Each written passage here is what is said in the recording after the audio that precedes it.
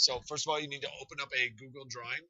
You'll need to go to New, and sometimes you need to go to More to actually get a hold of the actual Google Drawing app. And it pops open. It has pretty basic tools. Probably the first thing you're going to want to do is go up here and rename it. So I'm going to call this the Flag Project. And we're going to actually make an American flag using some of the basic tools, but really getting in and using our range tools and some of the other tools that you probably don't normally use in here. So the first thing we're going to do is we are going to use just our basic shape here, our rectangle tool, to draw a very kind of thin, skinny rectangle, just a real basic. And using then our selection tool, which is really just when you click anywhere else, I'm going to highlight it and select it, and I'm going to copy it. The easiest way to do this is with keyboard shortcuts. Control C does a copy, and I want to paste this 12 more times. So I'm just going to paste 12 more times. So that's 1, 2, 3, 4, 5, 6, 7, 8, 9, 10, 11, 12. Real quick and easy. I just held down the control button, pressed V, V, V, V, V, and V is for pasting. Then what I'm going to do is I'm going to highlight all of these, select them by clicking and dragging. It's called a Marquee Select. And this is where I want to go to my Arrange menu, which you probably have never actually used. We want to arrange these so that they are lined on their left side. So we want to line these on their lefts. You can see how that kind of lines them all up perfectly so they're straight on their left sides. Then I'm going to pick this one up and I'm going to move it down to about right here. It's just going to be kind of approximate. Okay. I'm going to highlight all of them again, including that one that I got down here. And now this time I'm going to do something called distribute. And this happens to be distribute vertically, which means up and down. And what that's going to take is the one that is at the highest point and the one that is at the lowest point, and kind of evenly mix everything else in between those 2 points. You can see that I actually did a halfway decent job. I might actually move this one down just a little bit just to make sure that they're spaced out enough. So again, I'm going to go to Arrange, Distribute vertically, move this up just a little bit, do the same kind of thing. And remember, the first one, the top one, and the bottom one are the only two that matter.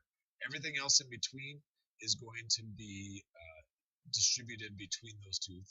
There we go. So that's almost perfect. Now I'm going to go ahead and highlight these again, selecting all of them.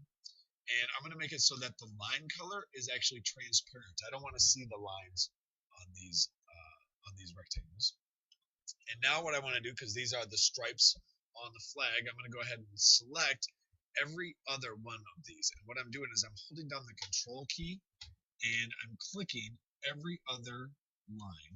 So it's actually selecting every other line. It kind of looks like it's done all of them, but you'll see when I go to the fill color here and choose red, it's every other line, right? And now I want to do the same thing every other for the white lines. Go up here, go to fill, make those white. Now, very easily and quickly, I've got perfectly lined, exactly all the same size stripes for my flag. If they're not quite long enough, I need to stretch these out. I can again highlight all of them, drag it out, and there's the stripes for my flag. Next thing I want to do is the starred area. Uses a lot of the same shapes. Again, with a square, I'm going to go ahead and start up here, drag down, kind of approximate where that is. I believe it brings it up to about this red line. We can change the size of that as we need to. See if I can find the correct blue for the background. And you're kind of limited by your colors here, so maybe a little darker blue. And you can actually get a custom color if you need to really get the exact color. And you can spend forever trying to get the right color. And then I've got that. I'm going to go ahead and get rid of the outline just like I did before. Transparent, make the outline transparent. You can see how it's coming together.